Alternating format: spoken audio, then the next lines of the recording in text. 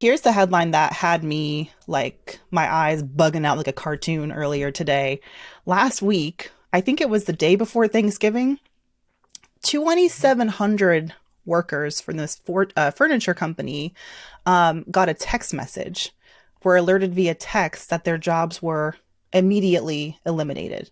Immediately. Like, you can't come and pick up your stuff. If you have company equipment, it's up to you to bring it back to us. But they were laid off super abruptly. And there's already a lawsuit filed against this company. Have you heard of the WARN Act? No. So I'm glad that this story came out because I feel like it's a good reminder. We talk about layoffs and obviously we're going through a tough time in the economy right now, but most workers who get laid off, you see it coming because companies are actually required to give you notice within 60 days. And if they don't, like this company appears to, have not done that, then they are in violation of the WARN Act. And it stands for, what does it stand for? It's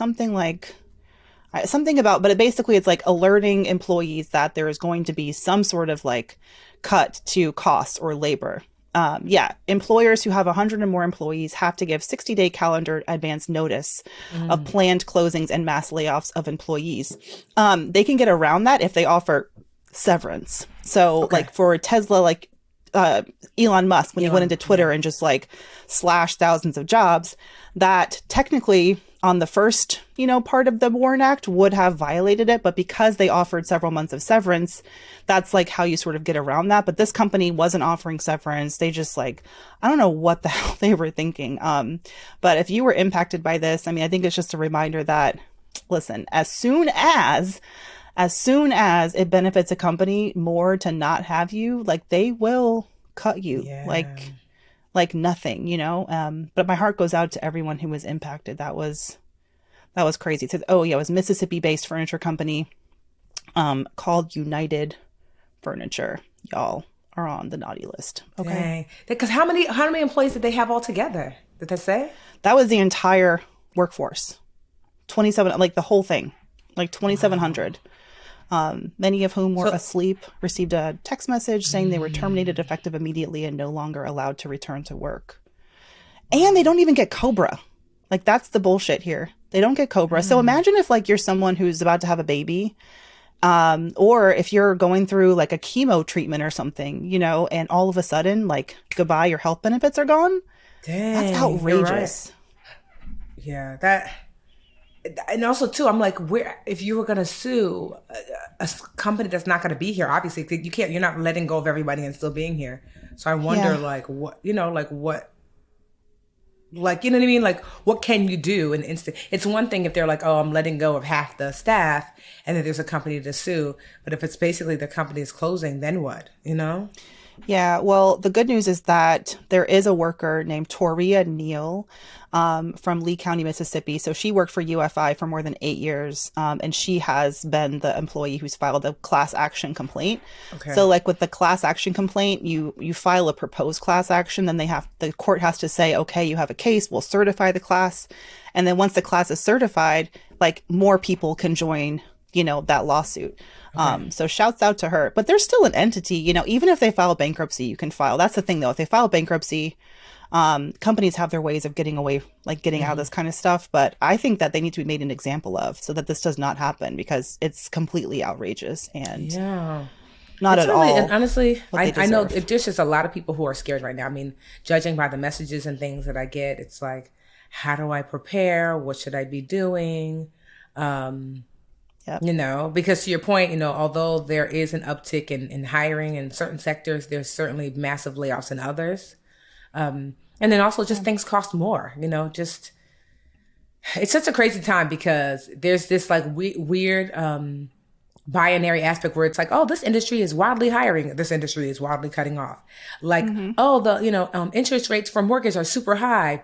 Homes are still high priced. You know what I mean? But I will say this. I was talking to my friend, Terry Ijama. Remember we had her on the show? Yes. Stock market trade. Trade your way, travel. Something. Bitch, sorry. I'll just shut up now. Trade Tell us ready. about No, Terry. remember the car. I could not remember the Chase Venture card. The I was Chase like, Good get your Time card and card. go. Right, run and get a flight. So I think it's Trade and Travel. And so she's actually Yes. going to be on Good Morning America soon. And so Oh, anyways, good. yeah, so she had reached out to me. We were just chit chatting. And I asked her, I said, Terry, what are you doing as far as this market? She's like, honestly, I'm holding on to cash. So that's what Terry does for a living. She teaches trading, but she's also a professional trader and makes the vast majority of her money trading. Well, I don't know if the vast majority, but she makes a ton. And she was like, it's really crazy and I'm holding on to cash. And I think that hunker down kind of mentality is one that we probably should all adopt. Saving, hunkering down. If you're fortunate that bills and things are not an issue, you're hunkering down and saving because there'll be things that'll be on sale that you'll be able to get, assets you'll be able to purchase. If bills are like, ooh, child, I couldn't afford to lose my job for more than a couple of months or whatever, then you're hunkering down so you can really stack up savings for your emergency savings. So either way, hunkering down and saving on cash, even though people will tell you, oh, don't save, saving loses money, but not all money is made to be grown. Some money is meant to protect. Like, that's why sometimes it annoys me when people say like, oh, you should put it in the market. I'm like, yeah, some of it, but your emergency saving is literally there to protect you. It's like when people get mad about like insurance. I don't believe insurance is there to make money off of. It's a protective tool. That's what I believe. The only thing that I've invested this year, I'll be honest, is in Rio's 529 plan. I think I have like an auto. And to his little brokerage account that we have, we've been auto depositing that. But because now I'm with this business that I have and trying to figure out, I've been really unsure about how much to put in my I opened my solo 401k, but I'm really waiting down to the wire to like get the final, like, my final, P&L, my profit and loss for the year, and talk to my accountant and talk to Helen. Someone else told me that they work with Helen today, and I'm like, dang, Helen, where's my referral fee? I know, anyway. girl. I don't think legally they could do referral fees, but you're right, because I'll be sending people to Anjali all the time. She don't even take no more people. It's cool. She's great. No, but I need to set up a meeting with her because I just haven't, I'm so afraid. I'm holding on to cash, one, because I'm just like, well, I'm a business owner now, so I need to be holding on to this. But I feel less confident than I ever have, just kind of giving the money to the market. And I also think I'm running into like that fear mentality of like being my own business now, of just like, oh shit. And I tell you, when I tell you the taxes, when you're a business, I just got a huge bill. And I was like, what? And it was like, you have not paid taxes in the last year. I'm like, that's not true, because I didn't realize, like, so what happened last time, and I'm praying that that's what this is that the IRS paperwork had my name and Jarrell's name on it. And when I paid taxes now, I pay it under just Tiffany. And so what happened last time, they said the same thing, but because you're not realizing you're not looking for a joint return anymore. So I'm praying that that's what this is, that they're just like, oh, okay. Since it's only been a year since he passed away, because the bill was like $200,000. I'm like, no. Holy shucks. But the thing is, I pay quarterly, and it said, and I'm pretty sure that's what it was, because like it said I had not paid anything, and which I'm like, okay, that's just not true, because I pay quarterly. Yeah. So I'm just like, my accountant, Aunt Angie, I was just like, so she's like calling them. Of course, everybody's really busy. And you're going to get a bill for her calling them. Like, I just paid my accountant $400 to fight a $20,000 workers' comp penalty that I did not owe. But just like the time to call and wait on hold, like he's like, here's my bill, no penalty, but here's my bill. I'm like, God, is the IRS going to pay these like accountant fees for their mistake? Yes. And they're so late, because they'll send me a bill and say, oh, you owe $30,000. And they're like, psych, here's the thing. I'm like, but if you don't pay, then the fees go up.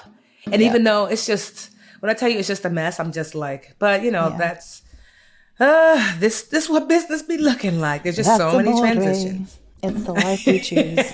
It's also why I get to take afternoon naps. You know what I'm saying? Yeah. But just one foot in front of the other, y'all. One foot in front of the other, and listen to us. We don't have all the answers, but we have some of them. Listen to us.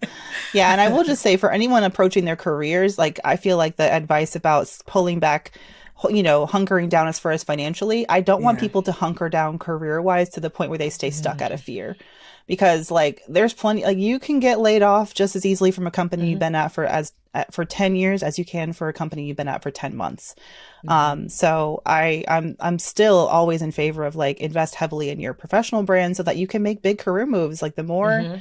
the more you make moves, the more you earn, the more you're able to bounce back, you know, from any kind of layoff, like what's potentially happening now. And also the importance of thinking about your personal economy, not Mm-hmm. like Tiffany, we were saying earlier about how there are upticks in hiring and some sectors are hiring right now. Mm-hmm. Especially like we've heard a lot about tech having layoffs, but they're also hiring very specific types of roles, you know, in the engineering and STEM fields.